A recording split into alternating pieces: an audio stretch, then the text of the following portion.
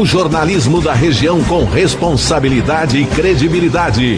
Você ouve aqui, na Antena 8 FM. Jornal da 8.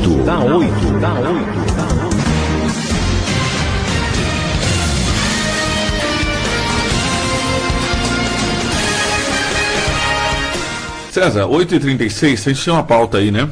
Sim. Programada. Exato, Fábio. Você sabe que foi publicado no Diário Oficial da União, nessa quarta-feira, dia 28, a medida provisória 1045, com regras para a nova rodada do programa que permite a redução de jornada de salários ou suspensão de contratos de trabalho por até 120 dias. O texto é uma nova versão da medida provisória 936, editado o ano passado, no início da pandemia, como forma de preservar o emprego. O governo prevê que sejam firmados quase 5 milhões de novos acordos. Foi pedido ao Congresso um crédito de 10 bilhões para bancar o benefício de complemento de renda para os empregados atingidos. Claro, é um assunto muito complexo e por isso que nós estamos recebendo aqui a doutora Patrícia Alves, que é sócia da área de trabalho da Souza Correia. Bom dia, Patrícia. Bom dia, tudo bem com vocês? Tudo bem. César. Tudo bem, uma ótima manhã, uma ótima sexta-feira. Aqui no Litoral Norte o sol está meio tímido, não sei como é que está aí na capital. Aqui em São Paulo também, está meio nublado por aqui. Mas o friozinho tá agradável, né? Deu uma melhorada aí no ar. Que bom. Muito obrigada pelo convite, um prazer estar aqui para conversar um pouquinho com você sobre essas duas medidas provisórias. Seja bem-vinda. Fábio, Patrícia, você poderia explicar para nós como é que funciona esse auxílio e o que especificamente define essa nova medida provisória? Claro, vamos lá.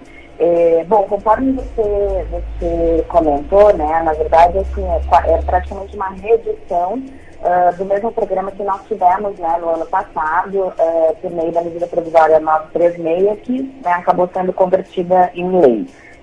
Então, o que nós temos aqui em relação a prazo? São duas possibilidades para que as empresas, né, possam enfrentar esse período aqui de crise decorrente da pandemia, né, de Covid-19. Então, essa medida provisória traz duas alternativas, duas opções que podem ser utilizadas conjuntamente, né, ou isoladamente, que é a redução de jornada de trabalho, com a correspondente redução do salário recebido, né, pelo empregado, e outra alternativa é a suspensão do contrato de trabalho. Significa não prestar serviços, não precisar trabalhar por um determinado período, né? E qual que é a contrapartida aqui do governo? É a liberação, né, do benefício emergencial, que é um valor calculado, né, de acordo com o seguro-desemprego a que a pessoa teria direito. Então, dando um exemplo, né, se houver uma redução de jornada de 50%, né, o empregador, então, passa a pagar 50% do salário para o empregado, e o empregado, além desses 50% do salário, ele vai receber do governo um benefício que vai ser calculado, né, 50% sobre o seguro-desemprego que ele teria. Então, essa é uma das possibilidades. A outra possibilidade é, então, a suspensão do contrato de trabalho, né? Vamos imaginar o setor de serviços, né, algumas atividades que estão paralisadas ou enfrentando de forma mais grave a crise. Então, pode ser acordada a suspensão do contrato de trabalho. A pessoa fica em casa, não precisa trabalhar, né? E aí ela recebe, em contrapartida, um benefício do governo. E aqui nós temos duas hipóteses, sabe, César, que se diferencia pelo tamanho da empresa, né? Então, empresas que têm receita bruta de até 4 milhões e 800 mil por ano, esse valor do benefício é 100% arcado pelo governo, né, no caso da suspensão. Empresas que têm uma receita bruta maior de 4 milhões e 800 por ano, aí então 70% é bancado pelo governo e os outros 30% é bancado pelo empregador. Perfeito, Patrícia. E por quanto tempo isso pode ocorrer?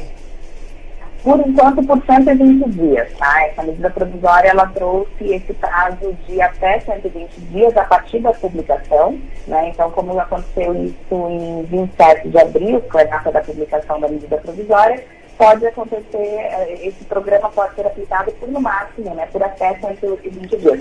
Mas a própria medida provisória, né, tem lá um artigo que permite a prorrogação, né? Então, eventualmente, dependendo né, de como as coisas evoluírem em relação à pandemia, em relação à necessidade, esses prazos podem vir a ser prorrogados. Foi exatamente o que aconteceu no ano passado, né? Assim, a gente teve um período inicial de 60 dias, 90 dias, e foram, né, sendo prorrogados. No final do ano, a gente acabou tendo esse programa, contando com esse programa por aproximadamente 8 meses. Patrícia, perdão, uma outra dúvida que fica, né? Nós sabemos que a pandemia pegou todo mundo de surpresa, é quase uma situação de guerra, muitas medidas tiveram que ser tomadas mesmo às pressas, e o governo federal deixou a desejar no cumprimento de prazos, né? A gente viu esse ano aqui que para ser aprovado o auxílio emergencial, tinha gente morrendo de fome já e não tinha saído. O ano passado, quando foi editada essa mesma medida provisória, o governo cumpriu prazos, atendeu as pessoas beneficiadas a tempo. Eu me lembro de ter tido muita reclamação, mas eu não acompanhei se realmente todos receberam e realmente a medida foi cumprida. Sim, o que a gente viu, né, logo no início, o assunto era novo, o sistema era novo. Então nós acabamos, né, vimos que muitos clientes enfrentaram o problema, inclusive com atraso no pagamento da parcela, naqueles primeiros meses, né, no primeiro e segundo mês. Mas depois, né, tudo isso acabou sendo corrigido, problemas do sistema, problemas de prazo de pagamento, e no decorrer do ano, né, não se teve mais notícias, né, de problemas relacionados a isso. Então, a notícia que nós temos, assim, partindo da validade, né, do acordo, preenchido todos os requisitos previstos ali nas medidas provisórias, né, essas pessoas sim receberam, né, em suas contas o benefício do governo. Claro, nós temos que elogiar sempre que a medida é boa, e com certeza essa vem num bom momento, e eu fico com uma outra dúvida. É possível combinar as duas medidas?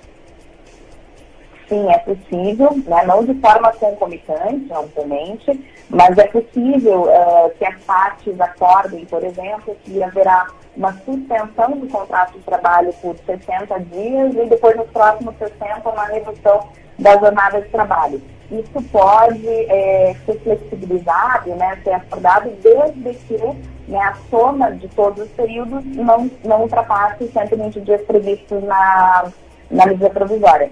Então, isso acaba trazendo muita flexibilidade, né, que vários setores precisam para administrar para administrar a situação que nós temos, né, assim, de mudanças no Plano São Paulo, que eventualmente estabelecem o fechamento de alguns estabelecimentos, então você pode migrar para suspensão, e aí depois você, né, pode voltar a funcionar, mas de forma reduzida, então você pode negociar a redução de jornada. Então pode sim ser utilizada as duas hipóteses, né, não de forma concomitante, mas desde que a soma de todos esses períodos não ultrapasse 120 dias. Essa medida é muito importante, principalmente para a nossa região, que é uma região que vive basicamente do turismo, né, que é a área de prestação de serviços. E ainda mais uma dúvida. No caso da empresa que queira utilizar essas duas medidas e tenha dificuldades, qual seria o melhor caminho? Aqui nós temos duas alternativas, né? Eu acho que é um ponto importante para a utilização aqui das medidas. Quando a gente fala em pessoas que recebem salário até R$ 3.300, né? Ou pessoas que a lei chama de hipersuficientes, que são pessoas que recebem salário acima de R$ 12.800, as empresas podem fazer acordos individuais, né? Então você chama o empregado para conversar, explica a situação e as partes combinam, né, acordam, fazem um termo, e esse termo, então, ele é informado, né, no Ministério da Economia, no sistema, e então o benefício passa, né, por aprovação e posterior pagamento por parte do governo. A segunda, né, alternativa é para a taxa aqui do meio, né, salários acima de R$3.300, mas abaixo dos 12.800. Nessa hipótese, se a gente estiver falando de redução de jornada acima de 25%, eu só posso fazer via acordo coletivo. O que significa isso? Eu tenho que chamar o sindicato para conversar, né? Eu tenho que ter uma aprovação da categoria, tenho que negociar via sindicato para poder implementar. Então, essas são as duas alternativas, né, que existem. Uma mais fácil, né, assim, de conversar diretamente com o empregado e fazer isso de forma individual. E a outra, né, para algumas determinadas hipóteses, eu preciso necessariamente conversar com o sindicato para poder estabelecer em que condições que isso será feito. Se nós considerarmos que a maior faixa, né, de salários na nossa região está abaixo dos 3.300, o mecanismo é bastante simples, né? Isso, é bastante simples. É um acordo individual, né, precisa... uma pergunta que sempre me fazem, assim, olha, o empregado precisa concordar?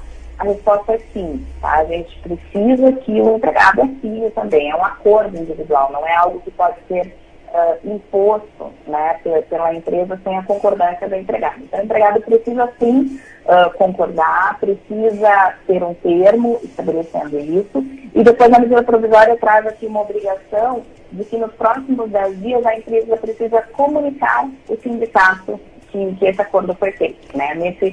Nessa faixa aqui de salário, eu não preciso de autorização do sindicato, não preciso negociar com ele, mas ele precisa ser informado, né, de que esses acordos foram feitos e foram, né, assinados por ambas as partes.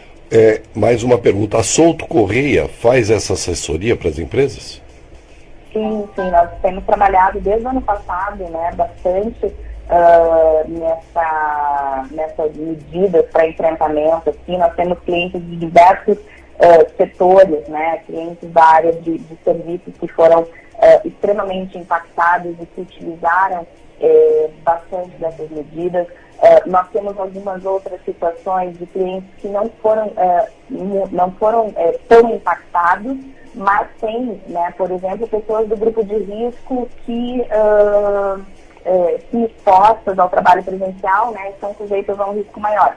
Então, para essa situação, a medida provisória também é uma boa solução, porque permite a suspensão do contrato dessas pessoas, né, traz uma alternativa para que a empresa, ainda que ela esteja trabalhando presencialmente, né, com as outras pessoas, mas que ela possa adotar, né, uma medida que preserve a saúde das pessoas que são consideradas, né, do grupo de risco, e que elas se mantenham em casa, afastadas do trabalho por um determinado período, né, sem o prejuízo aqui da remuneração, podendo receber o benefício do governo. E a empresa que tiver interesse ou precisar da sua orientação, quais seriam os meios de contato?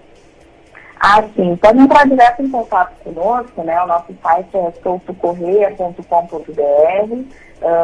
Ali no site nós temos, né, os telefones dos nossos escritórios, temos o nosso e-mail, o meu e-mail corporativo também está à disposição, né? patricia.alves@soutocorreia.com.br. Nós estamos aqui à disposição para auxiliar, né, na implementação dessas medidas aqui que tanto contribuem, né, principalmente para os setores de prestação de serviços aqui no enfrentamento dessa crise.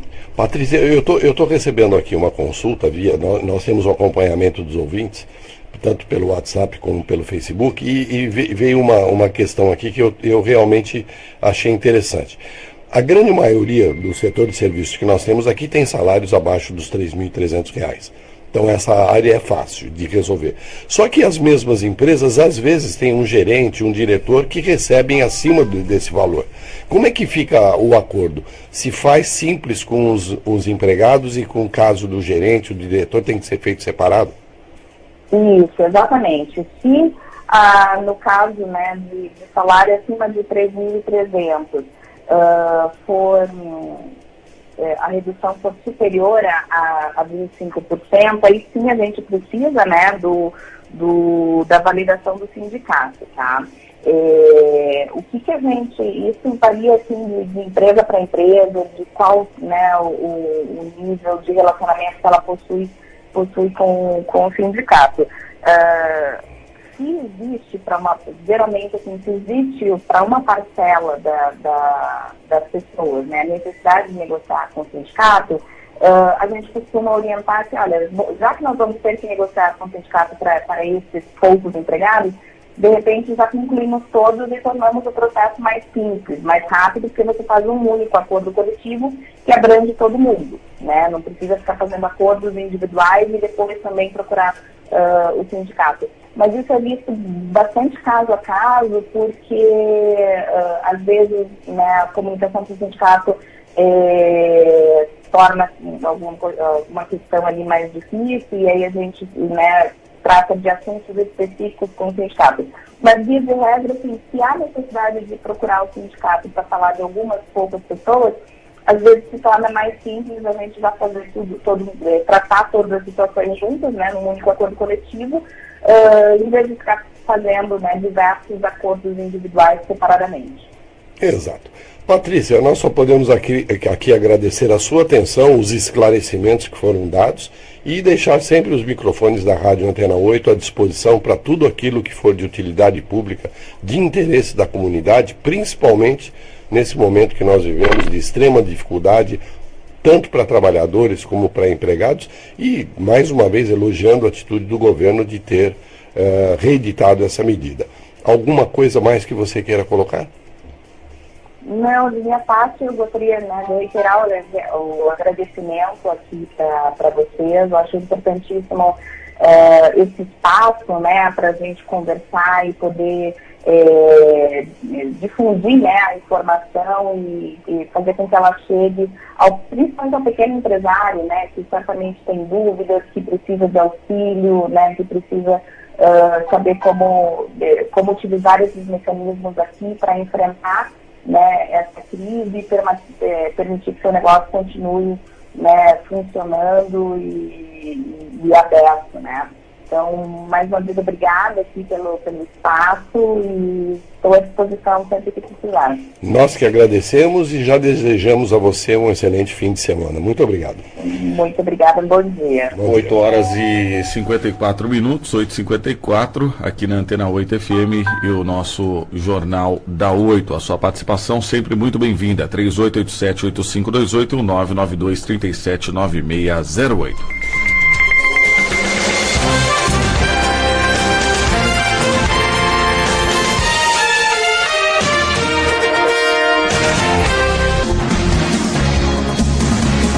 O jornalismo da região com responsabilidade e credibilidade. Você ouve aqui, na Antena 8 FM. Jornal da 8.